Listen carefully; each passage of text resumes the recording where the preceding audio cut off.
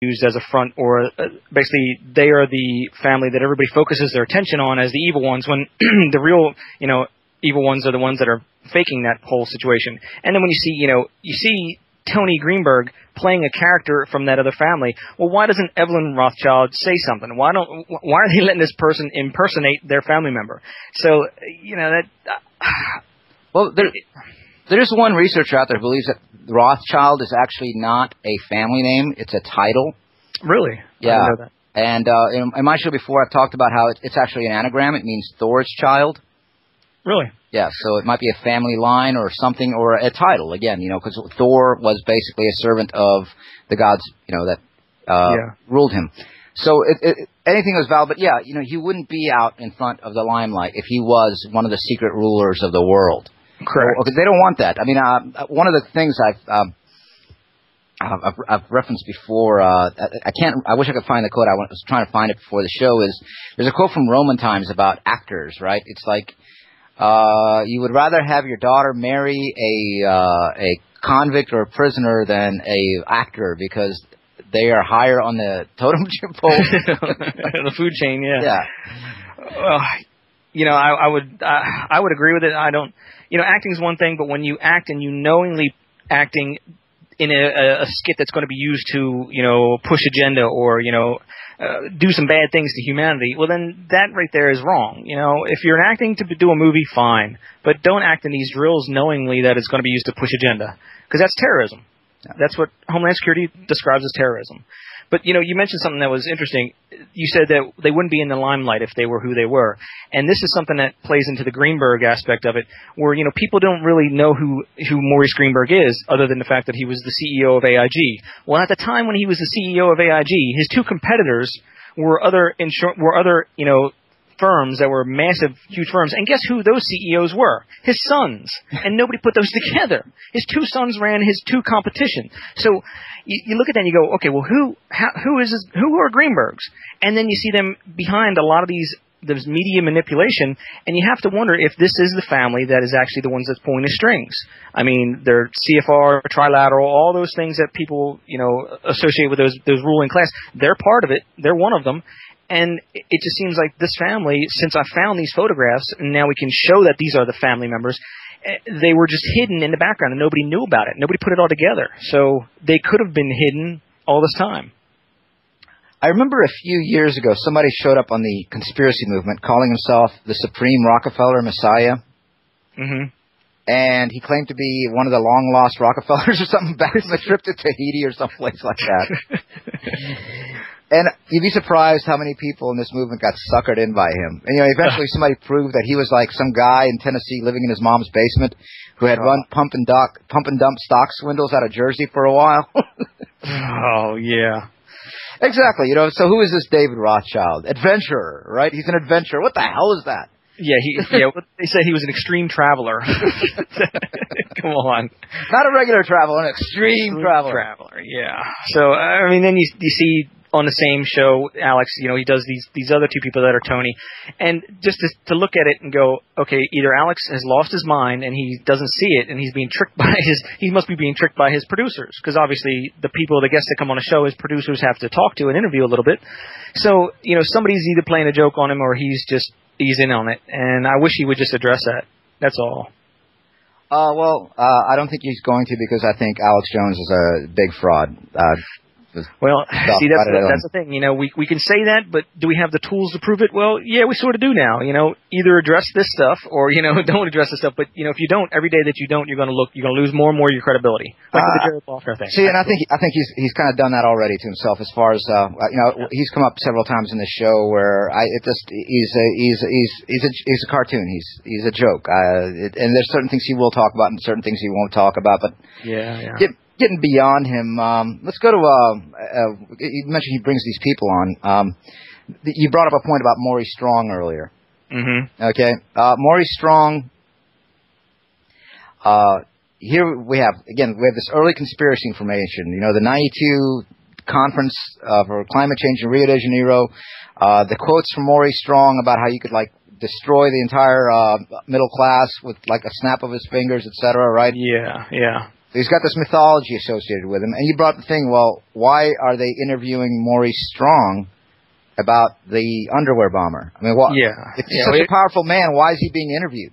Exactly. If you pull up Wikipedia, if we can believe Wikipedia, and you pull up Maurice Strong on it, the picture that they have of Maurice Strong on there is the same person that I have the pictures of, and is married into the Greenbergs. Okay, well that's fine. Well then, you see this latest interview, the Kurt Haskell stuff and the underwear bomber, and they're talking about now Jasper Sperenga or whatever that guy's name was. That's Tony Greenberg as well. And they're interviewing him, and they also interview another person that was flying on the flight that witnessed it all. And you look at the person when they interview him, and it's Maurice Strong, or the person that they tell us is Maurice Strong. So, yeah, what you're saying is, is this huge, massive, powerful man, why is he doing this? Why would he do this? And, is he just another fictitious person that we've been led to believe that he is that powerful, Exactly. I think that's the point with a lot of this conspiracy movement, and how much of it is crafted and catered to us. Again, they built up a case about Maurice Strong being a secret, powerful man, Canada, et cetera, Mm-hmm. And now the guy's being used as a stagehand or an actor to it's so funny, and it makes you really think about if he was an actor, why would he be doing this? Why would they put that out in front of us when they know that I'm looking at it? Because I know they know that I'm looking at it because Tony's tried to contact me, So I know the family knows. Well, why would they then roll out this footage? Why wouldn't they get rid of that footage? But no, they do it just like it's on schedule. Just roll it out there. No matter if anybody catches it, just put it on out. So it baffles my mind. Well, one of the things that people try to also try to dissuade me from bringing you on was that they say that, apparently one of these Nazi propagandists, the idea behind Nazis. But, we were talking before the show, and it wasn't the reason I decided, okay, well, you can come on now. But you brought up the thing where, I don't see it could be, it might not be, where you're saying that, this Dallas Greener's father? No, this is his father, is Maurice yes, Mengele. Okay. I don't know if I see it or not, but I'm just saying from my perspective, okay? Mm-hmm. But one of the things I had brought up on the show was that the Nazis I think that's a whole scripted, I've talked about this before, where they're just kind of like what the modern day Al Qaeda is. There's more to the story there. A lot of this being scripted, and it's very interesting that you point out that this Joseph Mengele allegedly emigrated to the States in the early 20s, because, again, here's somebody there's all this, again, the most evil man who ever lived, performed all these experiments on children, Twins too, yeah. Ended up moving to Brazil, lived out his life. They couldn't catch him despite, Henry Kissinger and all the other Nazi hunters. They couldn't find this one guy, right? Mm-hmm. And yeah, is it a story? Again, like we could get Maurice Strong. Is this just another story, like another novel that's written for us that they want people to buy in? And like, again, somebody could spend years investigating, where did Mengele die? And guess what? Mm-hmm. They've wasted their entire life. Mm-hmm. Yeah, they've totally just sidetracked us. Yes, absolutely. And you can fall for those things, or you can cut straight down to the facts of it. And fortunately, I've released all these photographs and all that, so we actually have a little bit of an advantage on it, so we can skip a lot of those steps. Good point. All right, I'll tell you what, you want to take some calls in the last segment here? Sure, absolutely. All right, I'll go ahead and oraclebroadcasting.com, the phone number's on there. Go ahead and check them out. We'll take calls for this last segment. All right, well, we're back. Last half hour. Ed, one of the things I did want to mention is when I look at this Goldberg family, is it Goldbergs? Oh, the Greenbergs? Greenbergs, I'm sorry. There we go. Now I'll hear that one the next week. Okay. They have striking features which can only be described as Ashkenazi. Mm-hmm. All of them. Even, I guess, going back to the alleged Dr. Mengele, which would be really interesting if the most evil man who was out to destroy and mutilate Jews happened to be Jewish himself. Mm-hmm. So I find that interesting. Hollywood, despite what Alex Jones will tell us, is actually pretty much a Jewish operation from its very, very inception. Mm-hmm. So it's just interesting to me, this entire family has just basically Ashkenazi features. Yeah. Now, I don't know if you remember, there was a movie called Network. Mm-hmm. And there's a quote in there what do you think is going to happen when the world's 10th largest corporation buys the world's number one network or media network? And it's during that speech, which has been used several times, of course, in the conspiracy movement. And he goes, "Who knows what kind of shite will be peddled for truth on the television at that point?" Mm-hmm. Aren't we kind of there now? Yeah, I think we are, definitely. I mean, it's a shame, but how do we get there? You can look at it and you can say it's obvious how we got there. They're real slick about what they've done. I mean, they're real good at what they've done. It's like they've been doing this by a playbook, and they've been doing it for a long time.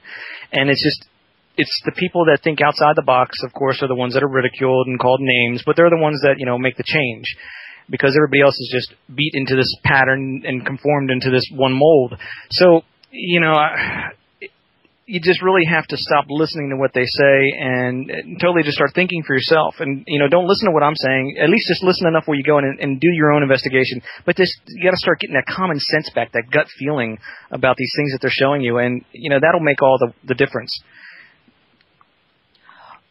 Just to add to that, and it's not a racist thing. It's a mindset thing. And I've shown that, and I'm probably going to do a show at some point to show that Hollywood from very inception was actually set up by the Jewish mafia.